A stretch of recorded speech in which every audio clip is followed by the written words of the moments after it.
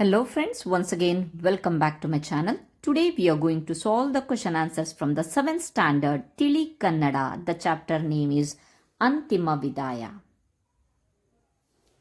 Friends, ಈ ದಿನ ನಾವು 7ನೇ ತರಗತಿಯ ತಿಳಿ ಕನ್ನಡ ಅಂತಿಮ ವಿದಾಯ ಈ ಒಂದು ಪಾಠದ ಪ್ರಶ್ನೋತ್ತರಗಳನ್ನು ಮತ್ತೆ ಪದಗಳ ಅರ್ಥ ಮತ್ತೆ ಕವಿ ಕೃತಿ ಪರಿಚಯ ಮತ್ತೆ ಗ್ರಾಮರ್ ಪಾಠನ್ನು ನೋಡೋಣ. Now first part is ಕೃತಿಕಾರರ ಪರಿಚಯ, ಆಥರ್ಸ್ ಇಂಟ್ರೊಡಕ್ಷನ್. ಗಿರೀಶ್ ತಾಳಿಕಟ್ಟೆ ಇವರು ಚಿತ್ರದುರ್ಗ ಜಿಲ್ಲೆಯ ತಾಳಿಕಟ್ಟೆಯಲ್ಲಿ 1984ರಲ್ಲಿ ಜನಿಸಿದರು. 1984. Girish Talikatte was born in Talikatte, Chitradurga district in 1984. ದಂತ ವೈದ್ಯಕೀಯ ಪದವೀಧರರಾದ ಇವರು ಹಲ್ಲು ಮತ್ತು ಒಸಡು, ಕಾರಣ ಪರಿಹಾರ, ವೈದ್ಯ ಪದಗಳ ಅರ್ಥ ವಿವರಣಾ ಕೋಶ, ಮೆಂಟಲ್ ಹೆಲ್ತ್ ಟಿಪ್ಸ್ ಮುಂತಾದ ಆರೋಗ್ಯ ವಿಜ್ಞಾನಕ್ಕೆ ಸಂಬಂಧಿಸಿದ ಕೃತಿಗಳನ್ನು, ಟರ್ನಿಂಗ್ ಪಾಯಿಂಟ್, ವಿಚಾರ ವಿನಿಮಯ, ಎಸ್ಎಲ್ಸಿ ನಂತರ ಮುಂದೇನು ಮುಂತಾದ ವ್ಯಕ್ತಿತ್ವ ವಿಕಸನ ಮತ್ತು ವೃತ್ತಿ ಮಾರ್ಗದರ್ಶನ ಕೃತಿಗಳನ್ನು, ಜೆನ್ ಕಥೆಗಳು, ಕಾಡುವ ಕಥೆಗಳು ಎಂಬ ಕಥಾ ಸಂಕಲನಗಳನ್ನು ಬರೆದಿದ್ದಾರೆ. It means a dental graduate, he was written health science related works such as ಹಲ್ಲು ಮತ್ತು ಒಸಡು, ಕಾರಣ ಪರಿಹಾರ, ವೈದ್ಯ ಪದಗಳ ಅರ್ಥ ವಿವರಣಾ ಕೋಶ, mental health tips, personality development and career guidance works such as turning point, ವಿಚಾರ ವಿನಿಮಯ, ಎಕ್ಸ್ಚೇಂಜ್ ಆಫ್ ಥಾಟ್ಸ್, ಎಸ್ಎಲ್ಸಿ ನಂತರ ಮುಂದೇನು, what after SLC, and story collection such as zen ಕಥೆಗಳು, ಝೆನ್ ಸ್ಟೋರೀಸ್, ದೆನ್ ಕಾಡುವ ಕಥೆಗಳು, haunting stories. The present prose passage ಅಂತಿಮ ವಿದ್ಯಾಯ, final farewell is selected from his work ಕಾಡುವ ಕಥೆಗಳು. ಪ್ರಸ್ತುತ ಅಂತಿಮ ವಿದಾಯ ಗದ್ಯ ಭಾಗವನ್ನು ಅವರ ಕಾಡುವ ಕಥೆಗಳು ಕೃತಿಯಿಂದ ಆಯ್ದುಕೊಳ್ಳಲಾಗಿದೆ. ನೆಕ್ಸ್ಟ್ ಫ್ರಮ್ ದ ಎಕ್ಸಸೈಸ್, ಪದಗಳ ಅರ್ಥ ತಿಳಿಲಿ. ವರ್ಡ್ ಮೀನಿಂಗ್, ಅಂತ್ಯಕ್ರಿಯೆ ಉತ್ತರ ಕ್ರಿಯೆ ಮೀನ್ಸ್ ಫ್ಯೂನರಲ್ ರೈಟ್ಸ್, ಗೊಣಗಾಟ, ಆಕ್ಷೇಪಿತ ಅಸ್ಪಷ್ಟ ಮಾತು ಗ್ರಂಬ್ಲಿಂಗ್, ದೌಡಾಯಿಸು ಓಡುವುದು ಅವಸರ ಟು ರಶ್, ಪಣಕ್ಕಿಡು ಪ್ರತಿಜ್ಞೆ ಆರ್ ಪ್ಲೆಡ್ಜ್, ಪುರ್ಸೊತ್ತು ಬಿಡುವು ವಿರಾಮ ಲೀಜರ್, ಮಡು ಆಳ ಗುಂಡಿ ಪಿಟ್ ಆರ್ ಹೋಲ್, ವಿದಾಯ ಬೀಳ್ಕೊಡು ಟು ಬಿಡ್ ಫೇರ್ವೆಲ್, ಸಾಂತ್ವನ ಸಮಾಧಾನ ಸಂತೈಸು ಟು ಕಂಫರ್ಟ್, ಅನುವು ಅವಕಾಶ ಅಪಾರ್ಚುನಿಟಿ, ತುರ್ತು ಜರೂರು ಬೇಗನೆ ಈ ಕ್ಷಣ ಅರ್ಜೆಂಟ್, ಧಾವಂತ ಆತುರ ಹರಿ, ಪಾರಾಗು ಬಿಡುಗಡೆಯಾಗು ಟು ಬಿ ಫ್ರೀಡ್, ಬಚಾವು ಕಾಪಾಡು ರಕ್ಷಿಸು ಟು ಸೇವ್, ಮೂದಲಿಸು ಆರ್ ಹೀಯಾಳಿಸು to mock or to tease, ಶತಪಥ ಅತ್ತಿಂದಿತ್ತ ನಡೆದಾಡುವುದು ಪೇಸಿಂಗ್ ಬ್ಯಾಕ್ ಆ್ಯಂಡ್ ಫಾರ್ತ್, ಹರಿಹಾಯಿ ಕೋಪಗೊಳ್ಳು ಅಥವಾ ರೇಗುವುದು to get angry. Next move on to the next main. Friends, I received many comments requesting an English explanation. That's why I'm explaining the grammar part in English in this video. If you people like the question and answers to be explained in English as well, please mention it in the comments. I'll definitely try to include your wishes in my upcoming videos. Friends, ನಿಮಗೆ easy ಆಗೋಕ್ಕೋಸ್ಕರ ಬಹಳಷ್ಟು ಜನ comments ಮಾಡಿದರು ಏನಂತ ಹೇಳಿ, grammar ಪಾರ್ಟ್ಸನ್ನು ಮತ್ತು question ಆನ್ಸರ್ಸ್ಗಳನ್ನು ನೀವು ಇಂಗ್ಲೀಷಲ್ಲಿ ಸ್ವಲ್ಪ ಎಕ್ಸ್ಪ್ಲೇನ್ ಮಾಡಿ, because we are in the English medium ಅಂತ. ಸೊ ಹಾಗಾಗಿಬಿಟ್ಟು ನಾನು ಗ್ರಾಮರ್ ಪಾರ್ಟನ್ನಷ್ಟೇ ನಾನು ಇಂಗ್ಲೀಷಲ್ಲಿ ಎಕ್ಸ್ಪ್ಲೇನ್ ಮಾಡ್ತಾ ಇದ್ದೀನಿ. ನಿಮಗೆ ಬೇಕು ಕನ್ನಡ ಈ ಒಂದು ಕ್ವಶನ್ ಆನ್ಸರ್ಸ್ಗಳು ಸಹ ಇಂಗ್ಲೀಷಲ್ಲಿ ಎಕ್ಸ್ಪ್ಲೇನ್ ಮಾಡಿ ಅಂತ ನೀವು ಕಮೆಂಟ್ ಮಾಡಿದ್ರೆ ಮುಂದಿನ ಒಂದು ವೀಡಿಯೋಸ್ಗಳಲ್ಲಿ ನಾನು ಆ ಒಂದು ಪ್ರಯತ್ನ ಸಹ ಮಾಡ್ತೀನಿ. ಓಕೆ, ಫಸ್ಟ್ ಮೇನ್ ಈಸ್ ಒಂದು ವಾಕ್ಯದಲ್ಲಿ ಉತ್ತರಿಸಿರಿ. Answer the following in one word or one sentence each. ವೈದ್ಯನ ನಡಿಗೆಯಲ್ಲಿ ಧಾವಂತವಿತ್ತು ಏಕೆ? ರೋಗಿಯೊಬ್ಬನನ್ನ ಉಳಿಸಲು ತನ್ನಿಂದಾಗಿ ತಡವಾಗಬಾರದೆಂಬ ಕಾರಣಕ್ಕೆ ವೈದ್ಯನ ನಡಿಗೆಯಲ್ಲಿ ಧಾವಂತವಿತ್ತು. ಸೆಕೆಂಡ್ ಕ್ವಶನ್, ಆಪರೇಷನ್ ಕೊಠಡಿಯ ಬಳಿ ಇದ್ದ ತಂದೆಯ ಮುಖದಲ್ಲಿ ಯಾವ ಆತಂಕವಿತ್ತು? ಉತ್ತರ, ಒಳಗೆ ಮಲಗಿರುವ ತನ್ನ ಮಗನನ್ನು ಮತ್ತೆ ಜೀವಂತವಾಗಿ ನೋಡುತ್ತೇನೋ ಇಲ್ಲವೋ ಎಂಬ ಆತಂಕ ತಂದೆಯ ಮುಖದಲ್ಲಿತ್ತು. ನೆಕ್ಸ್ಟ್ ಕ್ವಶನ್, ಸಾವಿನ ಬಗ್ಗೆ ವೈದ್ಯರು ಏನೆಂದು ಹೇಳಿದರು? ಉತ್ತರ, ವೈದ್ಯರಾದವರು ಸಾವನ್ನು ಮುಂದೂಡಬಹುದೇ ವಿನಃ ಸಾವಿನಿಂದ ಸಂಪೂರ್ಣವಾಗಿ ಬಚಾವು ಮಾಡುವ ಶಕ್ತಿ ನಮಗಿಲ್ಲ ಎಂದು ವೈದ್ಯರು ಹೇಳಿದರು. Next question. ವ್ಯಕ್ತಿಗೆ ಕಷ್ಟದ ಭಾರ ಅರ್ಥವಾಗುವುದು ಯಾವಾಗ? ಉತ್ತರ: ನಾವೇ ಆ ಕಷ್ಟಕ್ಕೆ ಸಿಲುಕಿದಾಗ ಮಾತ್ರ ಅದರ ಭಾರ ಅರ್ಥವಾಗುತ್ತದೆ ಎಂದು ತಂದೆ ಗೊಣಗಿದನು.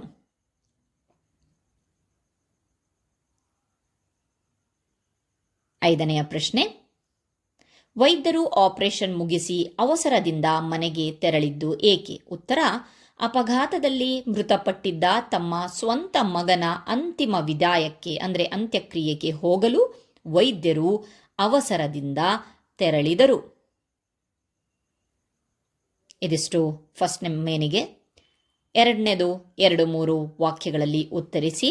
Answer the following questions in 2 to 3 sentences. The first question. ವೈದ್ಯರನ್ನು ಕಂಡ ರೋಗಿಯ ತಂದೆ ಏನೆಂದು ಹರಿಹಾಯ್ದನು? ಉತ್ತರ: ಇಲ್ಲಿಗೆ ಬರುವುದಕ್ಕೆ ನಿಮಗೆ ಇಷ್ಟೊತ್ತು ಬೇಕಾಯಿತೆ?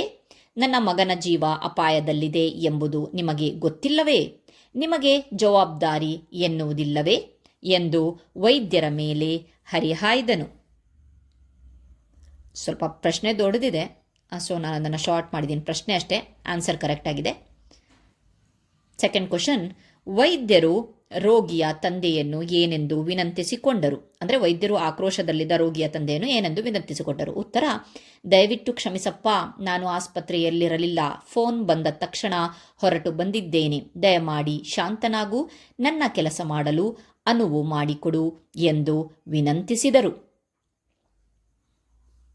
Next question. ವೈದ್ಯರು ರೋಗಿಯ ತಂದೆಗೆ ಏನೆಂದು ಭರವಸೆ ನೀಡಿದರು?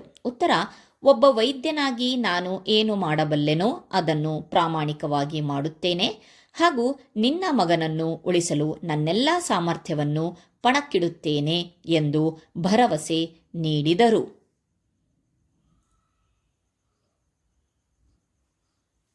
Next question, the fourth one. Operation ಮುಗಿಸಿ ಹೊರನಡೆದ ವೈದ್ಯರನ್ನು ರೋಗಿಯ ತಂದೆ ಏನೆಂದು ಮೂದಲಿಸಿದನು?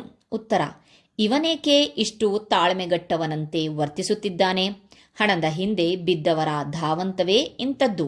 ಇವರಿಗೆ ರೋಗಿಗಳ ಜೀವಕ್ಕಿಂತ ದುಡ್ಡೇ ದೊಡ್ಡದು ಎಂದು ತಂದೆ ಮೂದಲಿಸಿದನು. ನೆಕ್ಸ್ಟ್ ಪ್ರಶ್ನೆ, ಕೊನೆಯ ಪ್ರಶ್ನೆ. ನರ್ಸ್ ರೋಗಿಯ ತಂದೆಗೆ ಏನು ಹೇಳಿದಳು? ಉತ್ತರ: ವೈದ್ಯರ ಮಗ ನಿನ್ನೆಯೇ ಅಪಘಾತದಲ್ಲಿ ಸತ್ತಿದ್ದು, ಅವನ ಅಂತ್ಯಕ್ರಿಯೆಯನ್ನು ಅರ್ಧಕ್ಕೆ ಬಿಟ್ಟು ಬಂದು ನಿನ್ನ ಮಗನ ಜೀವ ಉಳಿಸಿದ್ದಾರೆ. ಈಗ ಅವರು ತಮ್ಮ ಮಗನ ಅಂತಿಮ ವಿದಾಯಕ್ಕೆ ಹೋಗುತ್ತಿದ್ದಾರೆ ಎಂದು ನರ್ಸ್ ತಿಳಿಸಿದಳು. ಇದಿಷ್ಟು ಈ ಮೇನ್ಗೆ ಸಂಬಂಧಪಟ್ಟಂತಹ ಪ್ರಶ್ನೋತ್ತರಗಳು. ನೆಕ್ಸ್ಟ್, ಕೆಳಗಿನ ಪ್ರಶ್ನೆಗಳಿಗೆ 7-8 ವಾಕ್ಯಗಳಲ್ಲಿ ಉತ್ತರಿಸಿರಿ. Answer the following question in 7 to 8 sentences. The first question is, ವೈದ್ಯ ಹಾಗೂ ರೋಗಿಯ ತಂದೆಯ ನಡುವೆ ಯಾವ ಮಾತುಕತೆಗಳು ನಡೆದವು? ಉತ್ತರ: ರೋಗಿಯ ತಂದೆಯು ವೈದ್ಯರು ಬರುವುದು ತಡವಾಯಿತೆಂದು ಕೋಪಗೊಂಡು, ಇಲ್ಲಿಗೆ ಬರುವುದಕ್ಕೆ ನಿಮಗೆ ಇಷ್ಟೊತ್ತು ಬೇಕಾಯಿತೆ? ನಿಮಗೆ ಜವಾಬ್ದಾರಿ ಇಲ್ಲವೇ ಎಂದು ಹರಿಹಾಯ್ದನು. ಅದಕ್ಕೆ ವೈದ್ಯರು ಅತ್ಯಂತ ತಾಳ್ಮೆಯಿಂದ, ಕ್ಷಮಿಸಪ್ಪ, ನಾನು ಆಸ್ಪತ್ರೆಯಲ್ಲಿರಲಿಲ್ಲ. ಫೋನ್ ಬಂದ ತಕ್ಷಣ ಬಂದಿದ್ದೇನೆ. ದಯವಿಟ್ಟು ಶಾಂತನಾಗು ಎಂದು ವಿನಂತಿಸಿದರು. ಆಗ ತಂದೆಯು, ನಿನ್ನ ಮಗನೇ ಅಲ್ಲಿ ಮಲಗಿದ್ದರೆ ನೀನು ಶಾಂತನಾಗಿರುತ್ತಿದ್ದೆಯಾ ಎಂದು ಆಕ್ರೋಶದಿಂದ ಕೇಳಿದನು. ವೈದ್ಯರು ಸಮಾಧಾನವಾಗಿ, ಒಬ್ಬ ವೈದ್ಯನಾಗಿ ನಾನು ಪ್ರಾಮಾಣಿಕವಾಗಿ ಕೆಲಸ ಮಾಡುತ್ತೇನೆ, ಆದರೆ ಸಾವನ್ನು ಸಂಪೂರ್ಣವಾಗಿ ಗೆಲ್ಲುವ ಶಕ್ತಿ ನಮಗಿಲ್ಲ. ನೀನು ದೇವನಲ್ಲಿ ಪ್ರಾರ್ಥಿಸು ಎಂದು ಹೇಳಿ ಶಸ್ತ್ರಚಿಕಿತ್ಸೆಗೆ ತೆರಳಿದರು. ಇದಿಷ್ಟು ಸಹ ಮೊದಲನೇ ಪ್ರಶ್ನೆಗೆ ಉತ್ತರವನ್ನು ಬರೀಬೇಕಾಗತ್ತೆ. ಸೆಕೆಂಡ್ ಕ್ವಶನ್, ವೈದ್ಯರ ಯಾವ ಗುಣಗಳು ನಿಮಗೆ ಮೆಚ್ಚುಗೆಯಾದವು, ಏಕೆ? ಉತ್ತರ: ವೈದ್ಯರ ಅಪ್ರತಿಮ ಕರ್ತವ್ಯನಿಷ್ಠೆ ಮತ್ತು ಅಚಲವಾದ ತಾಳ್ಮೆ ನನಗೆ ಬಹಳ ಮೆಚ್ಚುಗೆಯಾಯಿತು. ತಮ್ಮ ಸ್ವಂತ ಮಗನು ಅಪಘಾತದಲ್ಲಿ ಮೃತಪಟ್ಟಿದ್ದರೂ ಆ ದುಃಖದ ಮಡುವಿನಲ್ಲೂ ಒಬ್ಬ ಅಪರಿಚಿತ ರೋಗಿಯ ಜೀವ ಉಳಿಸಲು ಬಂದ ಅವರ ತ್ಯಾಗ ಅನನ್ಯವಾದುದು.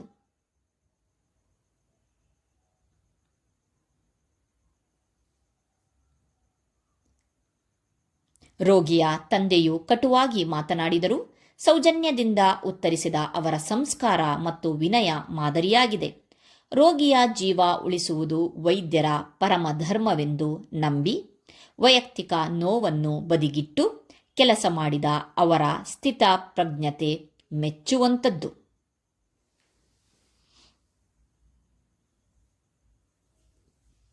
ಇದಿಷ್ಟು ಸಹ ಎರಡನೆಯ ಒಂದು ಪ್ರಶ್ನೆಗೆ ಉತ್ತರವಾಗಿದೆ. ನೆಕ್ಸ್ಟ್ ಮೇನನ್ನು ನೋಡೋಣ. ಕೆಳಗಿನ ಮಾತುಗಳನ್ನು ಯಾರು ಯಾರಿಗೆ ಹೇಳಿದರು ಮತ್ತೆ ವಿವರಿಸಿರಿ. ಸ್ವಲ್ಪ ವಿವರಣೆನೂ ಸಹ ನಾವು ಇಲ್ಲಿ ಕೊಡಬೇಕಾಗತ್ತೆ. ಮೊದಲನೇ ಸಂದರ್ಭ, ಇಲ್ಲಿಗೆ ಬರುವುದಕ್ಕೆ ನಿಮಗೆ ಇಷ್ಟೊತ್ತು ಬೇಕಾಯಿತೆ? ಉತ್ತರ, ಯಾರು ಯಾರಿಗೆ ಈ ಮಾತನ್ನ ರೋಗಿಯ ತಂದೆಯು ವೈದ್ಯರಿಗೆ ಹೇಳಿದರು? ವಿವರಣೆ, ಅಪಘಾತಕ್ಕೊಳಗಾದ ಮಗನ ಜೀವ ಉಳಿಯುತ್ತದೋ ಇಲ್ಲವೋ ಎಂಬ ಆತಂಕದಲ್ಲಿದ್ದ ತಂದೆಯು ಶಸ್ತ್ರಚಿಕಿತ್ಸೆಗೆ ವೈದ್ಯರು ಬರುವುದು ತಡವಾಯಿತೆಂದು ಭಾವಿಸಿ ತನ್ನ ಅಸಹನೆಯನ್ನು ಈ ರೀತಿ ವ್ಯಕ್ತಪಡಿಸಿದನು.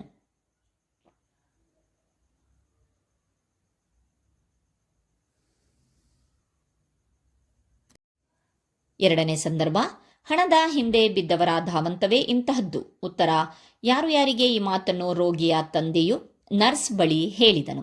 ವಿವರಣೆ, ಶಸ್ತ್ರಚಿಕಿತ್ಸೆ ಮುಗಿದ ತಕ್ಷಣ ವೈದ್ಯರು ಯಾರೊಡನೆಯೂ ಮಾತನಾಡದೆ ಅವಸರದಲ್ಲಿ ಮನೆಗೆ ತೆರಳಿದರು. ಇದನ್ನು ಕಂಡು ರೋಗಿಯ ತಂದೆಯು ಇವರಿಗೆ ರೋಗಿಗಳಿಗಿಂತ ಹಣದ ಮೇಲೆ ಆಸೆ ಹೆಚ್ಚು ಎಂದು ತಪ್ಪಾಗಿ ಭಾವಿಸಿ ಈ ಮಾತನ್ನು ಹೇಳಿದನು. ಮೂರನೇ ಸಂದರ್ಭ, ಈಗವರು ತಮ್ಮ ಮಗನ ಅಂತಿಮ ವಿದಾಯಕ್ಕೆ ಹೋಗುತ್ತಿದ್ದಾರೆ. ಉತ್ತರ, ಈ ಮಾತನ್ನು ನರ್ಸ್ ರೋಗಿಯ ತಂದೆಗೆ ಹೇಳಿದಳು. ವಿವರಣೆ, ವೈದ್ಯರ ಅವಸರದ ಬಗ್ಗೆ ರೋಗಿಯ ತಂದೆ ಹೀಯಾಳಿಸಿದಾಗ ನರ್ಸ್ ಸತ್ಯವನ್ನು ವಿವರಿಸಿದಳು. ವೈದ್ಯರ ಮಗ ನಿನ್ನೆಯೇ ಮೃತಪಟ್ಟಿದ್ದು ಅವನ ಅಂತ್ಯಕ್ರಿಯೆಯನ್ನು ಅರ್ಧಕ್ಕೆ ಬಿಟ್ಟು ಬಂದು ಇವರು ನಿನ್ನ ಮಗನ ಜೀವ ಉಳಿಸಿದ್ದಾರೆ ಎಂಬ ಕಠಿಣ ಸತ್ಯವನ್ನು ತಿಳಿಸಲು ಈ ಮಾತು ಹೇಳಿದಳು. ಇದಿಷ್ಟು ಸಹ ಈ ಮಾತನ್ನು ಯಾರು ಯಾರಿಗೆ ಹೇಳಿದರು? Move to the next main from the ಭಾಷಾಭ್ಯಾಸ. ಕೆಳಗಿನ ಪದಗಳನ್ನು ನಿಮ್ಮ ಸ್ವಂತ ವಾಕ್ಯಗಳಲ್ಲಿ ಬಳಸಿ ಬರೆಯಿರಿ. Make your own sentence by using the following words. First one is ಧಾವಂತ. ಧಾವಂತ ಮೀನ್ಸ್ ಹರಿ ಆರ್ ರಶ್. ನನಗೆ ಕೆಲಸ ಮುಗಿಸಲು ಧಾವಂತವಿತ್ತು. I was in a hurry to finish the work. ಸಾಂತ್ವನ, ಕನ್ಸೋಲೇಷನ್. ಅವಳ ದುಃಖದಲ್ಲಿ ನಾನು ಸಾಂತ್ವನ ಹೇಳಿದೆನು. Means I offered consolation in her sorrow. ಪಾರಾಗು, ಹುಡುಗನು ಅಪಾಯದಿಂದ ಪಾರಾದನು. The boy escaped from the game. Okay, ಹುಡುಗನು ಅಪಾಯದಿಂದ ಪಾರಾದನು. The boy escaped from the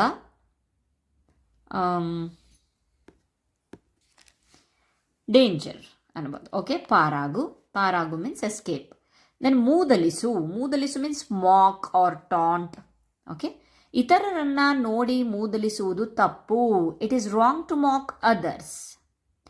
ಆಕ್ರೋಶ ಮೀನ್ಸ್ ಔಟ್ರೇಜ್ ಆರ್ ಆಂಗರ್. ಅವನ ಮಾತು ಕೇಳಿ ನನಗೆ ಆಕ್ರೋಶ ಬಂತು. Hearing his words made me angry. ವಿದಾಯ, ಫೇರ್ವೆಲ್. ಶಾಲೆ ಮುಗಿದ ನಂತರ ನಾವು ಸ್ನೇಹಿತರಿಗೆ ವಿದಾಯ ಹೇಳಿದೆವು. Means after the school ended we said good bye happily to our friends. Okay, next main is ಕೆಳಗಿನ ಪದಗಳಿಗೆ ವಿರುದ್ಧಾರ್ಥಕ ಪದಗಳನ್ನು ಬರೆಯಿರಿ. Write the antonyms for the following words. Okay, first one is ರೋಗಿ, ನಿರೋಗಿ. ರೋಗಿ ಮೀನ್ಸ್ ಪೇಷಂಟ್. ನಿರೋಗಿ ಅಂತಂದರೆ healthy person or disease free person. Then ದುಃಖ, ಸುಖ. Sadness or happiness. ಶಕ್ತಿ, ನಿಶಕ್ತಿ, ಸ್ಟ್ರೆಂತ್, ವೀಕ್ನೆಸ್. ಶಾಂತ, ಅಶಾಂತ. ಶಾಂತ means peaceful or unpeaceful or peace. Okay, peaceful, unpeaceful. ಸಾವು, ಹುಟ್ಟು. Death, birth. ಅಂತಿಮ, ಆರಂಭ. ಅಂತಿಮ ಮೀನ್ಸ್ ಲಾಸ್ಟ್, ಆರಂಭ first or we can call it as final or beginning. Okay. Next is asahane, sahane. Impatience, patience. Pramanika, apramanika. Honest, dishonest. Honest, dishonest. Okay, next main is ಕೆಳಗಿನ ಪದಗಳನ್ನು ಬಿಡಿಸಿ ಬರೆಯಿರಿ. ತಾಳ್ಮೆಗೆಟ್ಟ, ತಾಳ್ಮೆ plus ಕೆಟ್ಟ, ತಾಳ್ಮೆಗೆಟ್ಟ. ಪ್ರಾಣಾಪಾಯ, ಪ್ರಾಣ ಪ್ಲಸ್ ಅಪಾಯ, ಪ್ರಾಣಾಪಾಯ. ಮತ್ತೇನಾದರೂ, ಮತ್ತೆ ಪ್ಲಸ್ ಏನಾದರೂ, ಮತ್ತೇನಾದರೂ. ಪಣಕ್ಕಿಡು, ಪಣಕ್ಕೆ ಪ್ಲಸ್ ಇಡು, ಪಣಕ್ಕಿಡು. ಬೇಸರವಾಯಿತು, ಬೇಸರ ಪ್ಲಸ್ ಆಯಿತು, ಬೇಸರವಾಯಿತು. ಈ ಕೆಳಗೆ ನೀಡಿರುವ ಅನ್ಯ ದೇಶೀಯ ಪದಗಳಿಗೆ ಸಮಾನಾಂತರ ಕನ್ನಡ ಪದಗಳನ್ನು ಬರೆಯಿರಿ. ಸೊ ಈ ವರ್ಡ್ಸ್ ಅನ್ಯ ದೇಶೀಯದಲ್ಲಿದೆ. ಸೊ ಇಂಗ್ಲಿಷಲ್ಲಿ ಓಕೆ, ನರ್ಸ್ ಅಂತ ಅಂದರೆ ದಾದಿ. ಓಕೆ, ಫೋನ್ ದೂರವಾಣಿ, ರೂಮ್ ಕೊಠಡಿ, ಆಪರೇಷನ್ ಶಸ್ತ್ರಚಿಕಿತ್ಸೆ, ಆಕ್ಸಿಡೆಂಟ್ ಅಪಘಾತ, ಥಿಯೇಟರ್ ಚಿತ್ರಮಂದಿರ, ಸಿಸ್ಟರ್ ದಾದಿ ಅಥವಾ ಸೇವಕಿ. ಓಕೆ, sister, dadi athava sevaki. So this is all about the question answer and the grammar part from the chapter Antima Vidaya, which is written by Girish Talikatte. Thanks for watching my videos.